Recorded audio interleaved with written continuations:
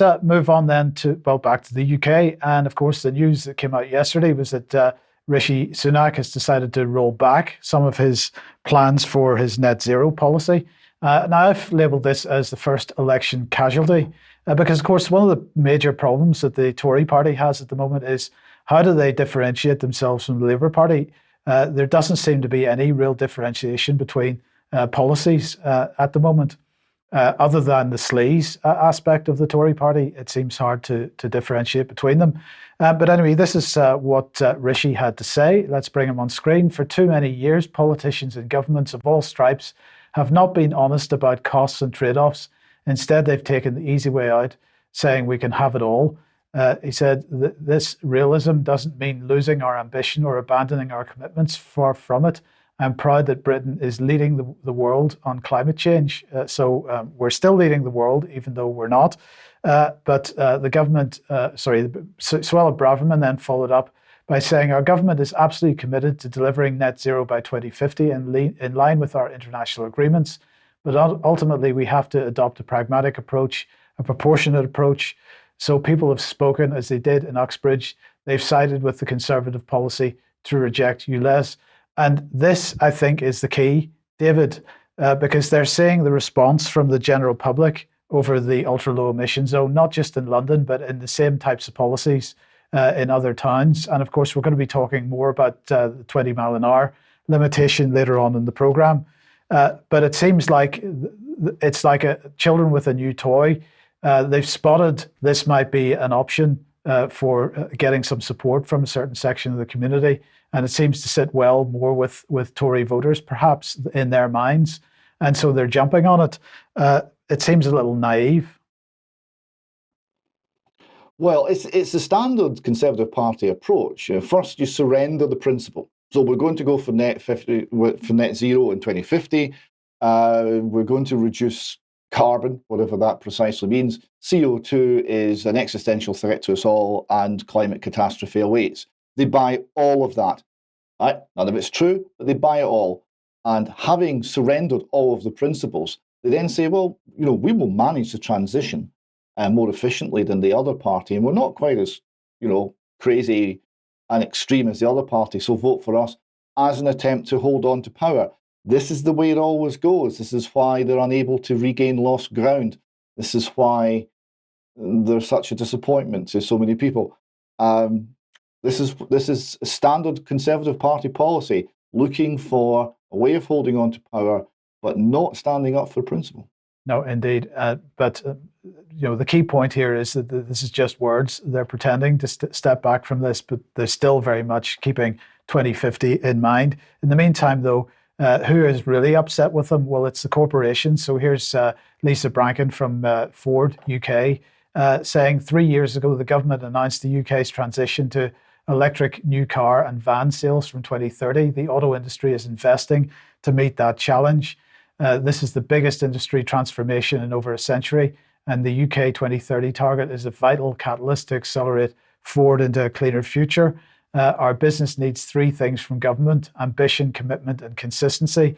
So they're a bit upset, David, because they were seeing dollar signs for pursuing a policy that was going to require everybody effectively to replace their internal combustion engine vehicles with electric vehicles, or abandon vehicles altogether, which seems to be the ultimate goal. But the dollar signs aren't quite so big anymore, it seems.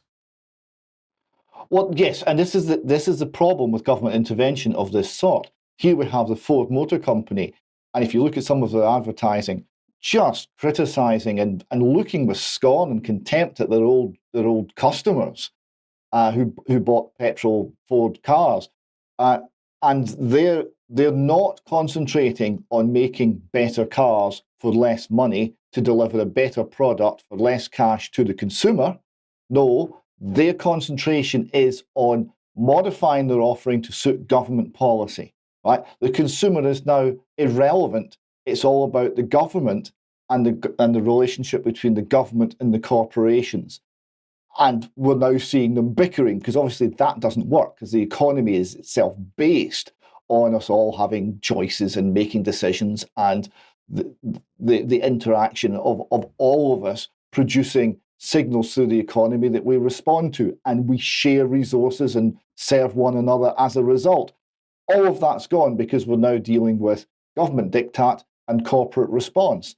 It's not working very well, and if Ford think the government's going to be consistent, I would suggest that they need to be speaking to whoever was concerned about mental health in the part of the government. In the first story we covered today. Indeed. Okay. If you like what the UK Column does, you'd like to support us, please head over to community.ukcolumn.org, become a member. That helps us greatly, and it helps build a sense of community amongst our viewers and listeners. But you could pick something up as an alternative at the UK Column shop. But please do share anything that you find of interest on the ukcolumn.org, ukcolumnextracts.co.uk, and the other platforms. Now, Debi, your latest blog is out.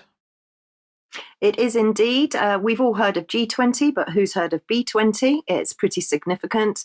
Another arm of the United Nations, the WMO, World Meteorological Organization, very interesting. And for those of our friends in Australia, did you know that your domestic cats may go down into lockdown?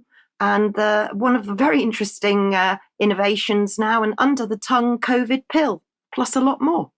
Well, I suppose putting cats into lockdown is marginally better than culling them. We'll see what happens this winter in the UK. But in the meantime, tomorrow, 1 p.m., you've got an interview with Roger Meacock.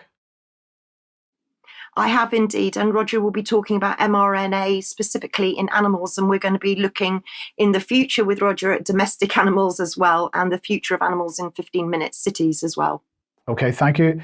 Another reminder of an event taking place on the 30th of September, On Guard for the Liberty of Mankind. This is being live streamed by Oracle Films. This is taking place in Sweden. Now, this is part of a 3-day residential event, which is available for anybody that is able to get there. So do have a look at the website for details. The whole range of speakers, some of them on screen at the moment, including Meryl Nass, Catherine Austin Fitz, Michael Palmer, Philip Cruza, John Titus, and a whole bunch of other extremely interesting people. If you want to find out more, have a look at the doctorsappeal.com website for their conference taking place at the end of this month. And also on the 30th, Matt Campbell will be speaking in London and Camden, and Piers Robinson as well. Matt Campbell recently interviewed by us. And this is about 9/11, this particular excerpt for this event. Get along to that if you aren't able to get along to the Swedish event. And I just wanted to finally mention this because the energy bill is working its way through Parliament at the moment. There is a petition to pause the energy bill and hold a public referendum before proceeding. I just wanted to let people know that that was there and available if you would like to sign it.